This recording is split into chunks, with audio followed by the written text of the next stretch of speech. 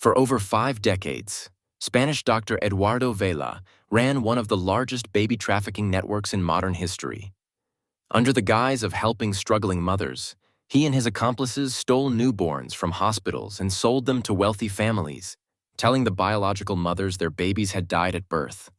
The horrifying practice began in the 1930s, during Spain's Franco dictatorship, where newborns were taken from unfit parents, poor families, single mothers, and political dissidents.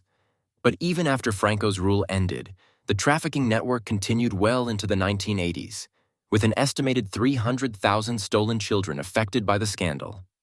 In 1969, a woman named Inés Madrigal was unknowingly one of these stolen babies. Raised by a loving but unsuspecting adoptive family, she eventually discovered her birth records had been forged, and her biological mother had been deceived into thinking she was dead. The scandal exploded in 2011, when thousands of victims began uncovering their stolen identities. DNA tests revealed heartbreaking cases of families torn apart by doctors, nurses, and even Catholic priests who facilitated these illegal adoptions. For decades, Spain's hospitals and orphanages participated in this underground network.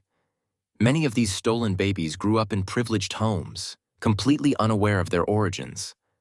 Some only discovered the truth through genetic testing, while others remain in the dark to this day. Finally, in 2018, Eduardo Vela became the first person in Spain to stand trial for baby trafficking. He was found guilty, but due to the statute of limitations, he walked free at 85 years old. To this day, families are still searching for their stolen children, and thousands remain unaware that their entire identity is a lie. Spain's government has been pressured to release more hospital records, but many of the documents were falsified or destroyed. The Catholic Church, which was heavily involved in the scheme, has refused to release key records, delaying reunions between stolen children and their biological families. Despite calls for justice, Spanish courts have refused to reopen many cases, leaving victims without answers. Some have called for the government to formally recognize the scandal as a human rights violation, but so far, no action has been taken. Even though Vela walked free, his legacy remains one of the most disturbing crimes in modern history.